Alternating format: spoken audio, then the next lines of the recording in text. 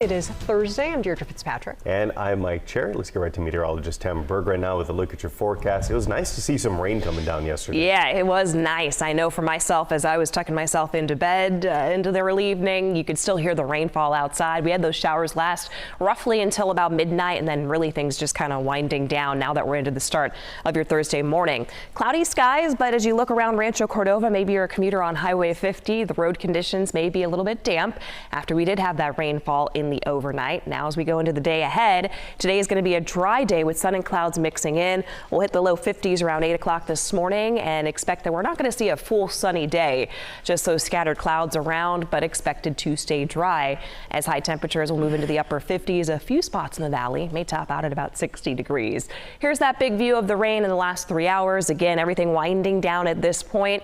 While we may have a little bit of drizzle or mist associated with some of the cloud cover outside, I am expecting that today again. We're not going to get any measurable rainfall. Foothill planner for today. So Auburn, Sonora, up and through Placerville, looking at highs reaching the upper 50s to about 60 degrees. And again, just clouds and some breaks of sunshine into the afternoon.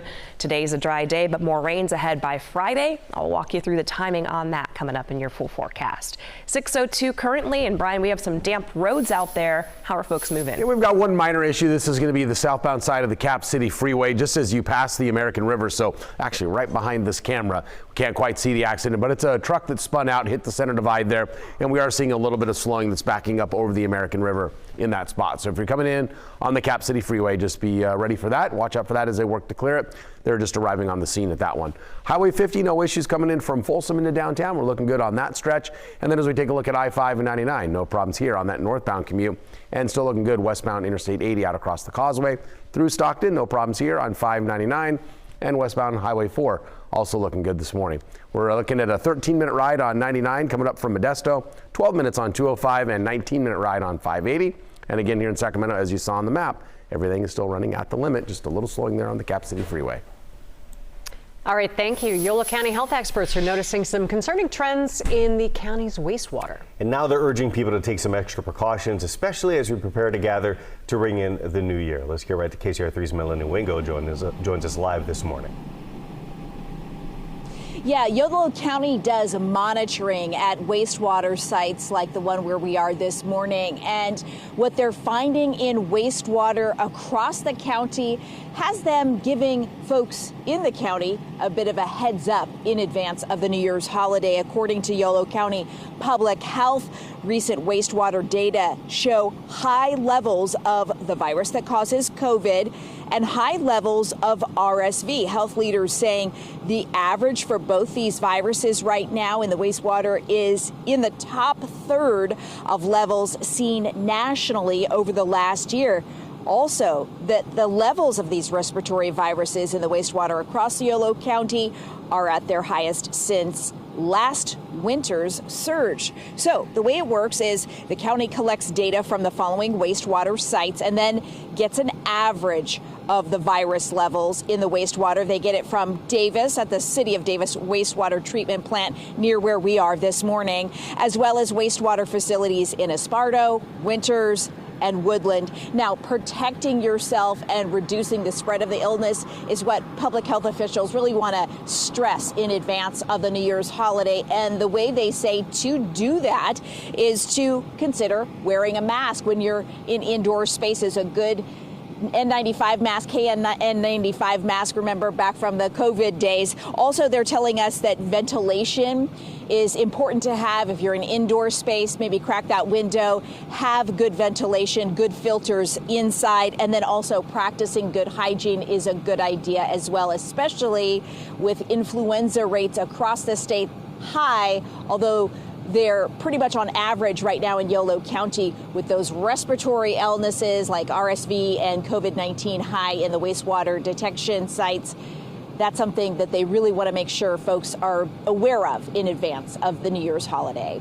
Reporting live in Davis this morning, Melanie Wingo, KCRA 3 News. And Yolo County's public health officer is also encouraging people to make sure they get an updated COVID shot and then their annual flu vaccine and RSV vaccine, saying it's not too late to get any of those. Well, happening right now, barricades are going up around the main gate out at Travis Air Force Base in Fairfield. This as activists have started gathering at the base, calling for an end to U.S. aid to Israel. The group organizing today's protest claims that Travis is one of the bases that sends military supplies to Israel. We've reached out to the base to verify that claim. Organizers have sent a letter to the base commander calling for a ceasefire, and they're also asking water, food, and medicine be sent to Gaza. We'll continue monitoring the situation. We'll bring you updates as they come in. UC Davis Health is teaming up with a Sacramento developer to create a new housing project. It will cater to older adults and people with disabilities with the goal of keeping them in their own homes longer. Now, the plan is to build that community at White Rock Road and Carson Crossing Road outside of Folsom. There are 1,400 acres reserved for the project, with 200 acres specifically for UC Davis Health. AKT Investments wanted the healthcare system to be involved in the planning to incorporate the latest in health technology into homes. So we think there's ways that technology can be integrated into new homes to help people stay well, to stay healthy, to potentially live in their homes longer, and help us to catch issues and diseases sooner. The developers want people who live in those homes to be independent while being close to doctors, healthcare, and family members. This is in the very early stages. AKT Investments submitted the proposal to the City of Folsom and the El Dorado County Board of Supervisors. Well, a decades-old case in Placer County is seeing some hopeful signs. Donna Lass was reported missing in South Lake Tahoe in 1970. What happened to her at this point is still unknown. Now, in 1986, the Placer County Sheriff's Office found a skull off of Highway 20 near Interstate 80. There was no other evidence at that scene. Detectives weren't able to figure out who the skull belonged to. So just recently, deputies sent the skull to the Department of Justice. Forensic Services matched the DNA of the skull with the DNA of a member of Donna Lass's family and confirmed that the skull did belong to Lass. So while it's a breakthrough in the case, there are still a lot more questions than there are answers. Obviously, it was a long time ago, but families never forget. It never gets old, it never goes away, they never heal. That unknown is very painful for them. Right now, it's still unclear how Lass died. There are no suspects being investigated, and anyone who has any information about this cold case should contact South Lake Tahoe Police.